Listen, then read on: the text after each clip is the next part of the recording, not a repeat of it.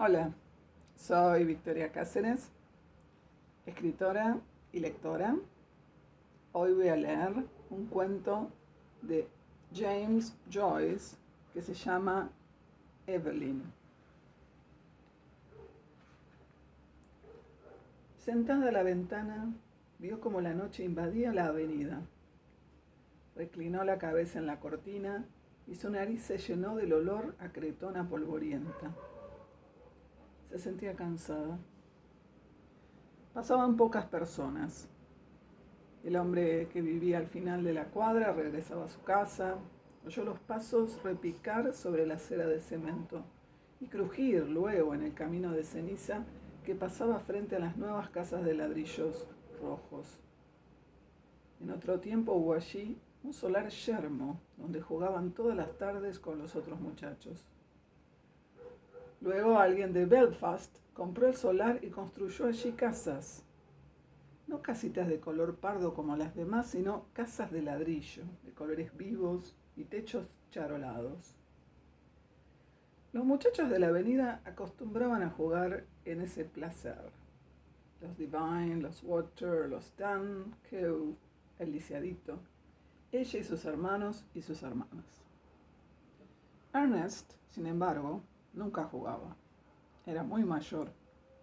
Su padre solía perseguirlos por el yermo esgrimiendo un bastón dendrino, pero casi siempre el pequeño Keogh se ponía a vigilar y avisaba cuando veía venir a su padre.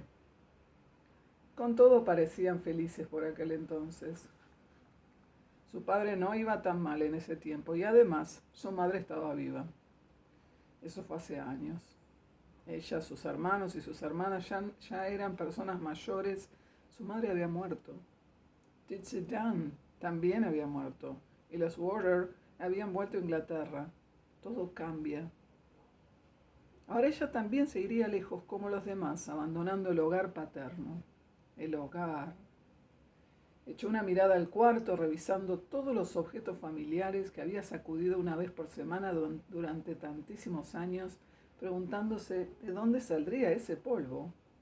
Quizás no volvería a ver las cosas de la familia, de las que nunca soñó separarse, y sin embargo en todo ese tiempo nunca averiguó el nombre del cura, cuya foto amarillenta colgaba en la pared sobre el armonio roto, al lado de la estampa de las promesas a Santa María Margarita Alcacoque. Fue amigo de su padre. Cada vez que mostraba la foto a un visitante, su padre solía alargársela con una frase fácil. Ahora vive en Melbourne. Ella había decidido dejar su casa, irse lejos. ¿Era esta una decisión inteligente? Trató de sopesar las partes del problema. En su casa por lo menos tenía casi comida, estaban aquellos que conocía de toda la vida. Claro que tenía que trabajar duro, en la casa y en la calle. ¿Qué dirían en la tienda cuando supieran que se había fugado con el novio? Tal vez dirían que era un idiota y la sustituirían poniendo un anuncio. Miss Gavan se alegraría. La tenía cogida con ella, sobre todo cuando había gente delante. Miss Hill, ¿no ves que está haciendo esperar a estas señoras? Por favor, Miss Hill, un poco más de viveza. No iba a derramar precisamente lágrimas por la tienda. Pero en su nueva casa, en un país lejano y extraño, no pasaría lo mismo. Luego ella, Evelyn, se casaría. Entonces la gente sí que la respetaría. No iba a dejarse tratar como su madre. Aún ahora que tenía casi 20 años, a veces se sentía amenazada por la violencia de su padre. Sabía que era eso lo que le daba palpitaciones. Cuando se fueron haciendo mayores, él nunca le fue arriba a ella, como le fue arriba a Harry, a Ernest, porque ella era hembra. Pero últimamente la amenazaba y le decía lo que le haría si no fuera porque su madre estaba muerta. Y ahora no tenía quien la protegiera, con Ernest muerto y Harry, que trabajaba decorando iglesias, siempre de viaje por el interior. Además, las invariables disputas por el dinero cada sábado por la noche habían comenzado a cansarla hasta decir no más. Ella siempre entregaba todo su sueldo, 7 chelines, y Harry mandaba lo que podía, pero el problema era cómo conseguir dinero de su padre. Él decía que ella malgastaba el dinero, que no tenía cabeza, que no le iba a dar el dinero que ganaba con tanto trabajo para que ella lo tirara por ahí y muchísimas cosas más, ya que los sábados por la noche siempre regresaba algo destemplado. Al final le daba el dinero, preguntándole si ella no tenía intención de comprar las cosas de la cena del domingo. Entonces tenía que irse a la calle volando a hacer los mandados, agarraba bien su monedero de cuero negro en la mano al abrirse paso por entre la gente y volvía a casa ya tarde, cargada de comestibles. Le costaba mucho trabajo sostener la casa y ocuparse de que los dos niños dejados a su cargo fueran a la escuela y se alimentaran con regularidad.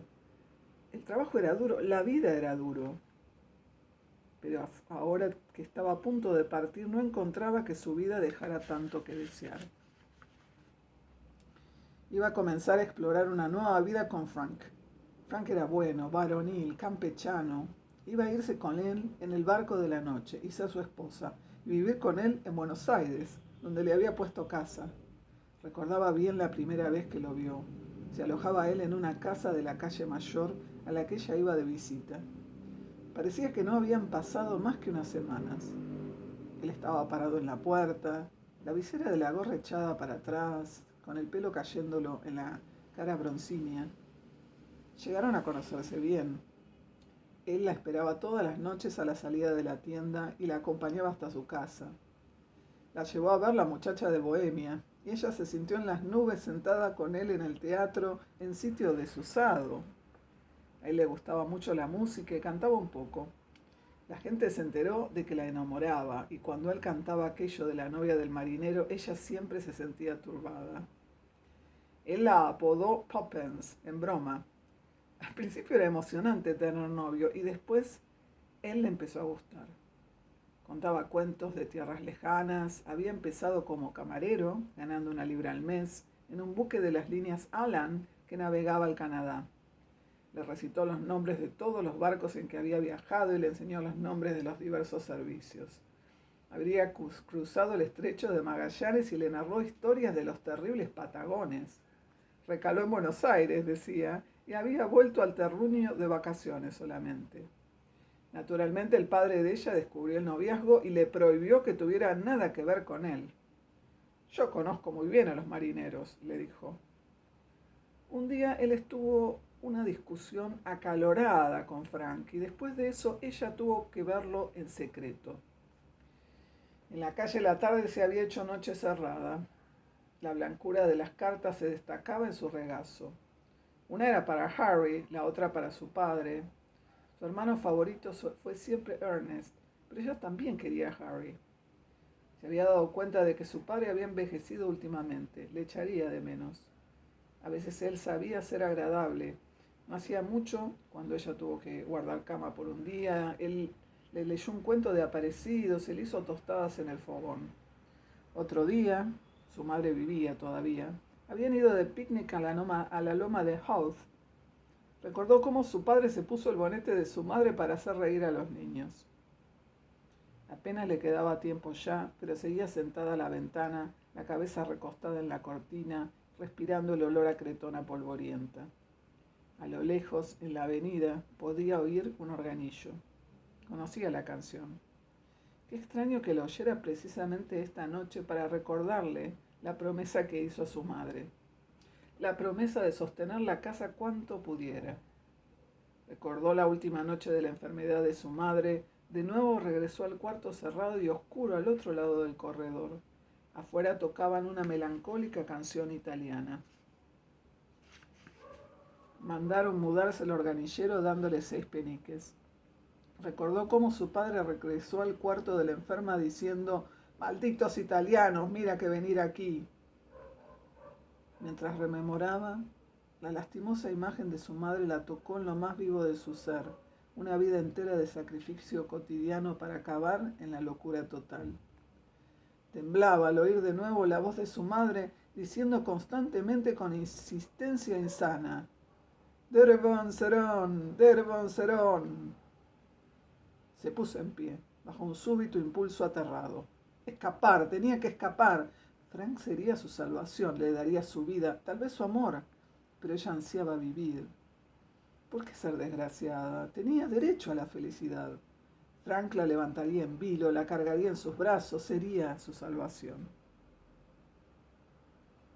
Esperaba entre la gente apelatonada en la estación en North Wall. Le cogía una mano y ella oyó que él hablaba diciendo una y otra vez algo sobre el pasaje. La estación estaba llena de soldados con maletas marrón. Por las puertas abiertas del almacén atisbó el bulto negro del barco, atracado junto al muelle, con sus portillas iluminadas. No respondió. Sintió su cara fría y pálida, y en su laberinto de penas rogó a Dios que le encaminara, que le mostrara cuál era su deber. El barco lanzó un largo y condolido pitazo hacia la niebla. De irse ahora, mañana estaría mar afuera con Frank rumbo a Buenos Aires.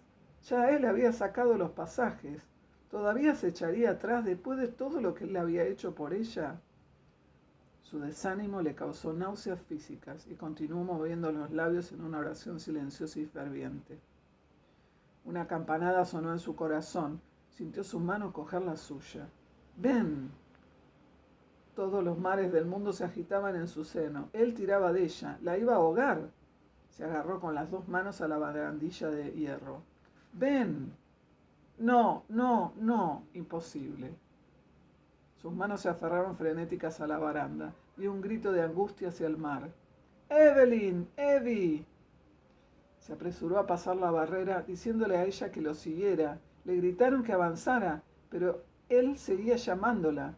Se enfrentó a él con cara lívida, pasiva, como un animal indefenso. Sus ojos no tuvieron para él ni un vestigio de amor, o de adiós, o de reconocimiento.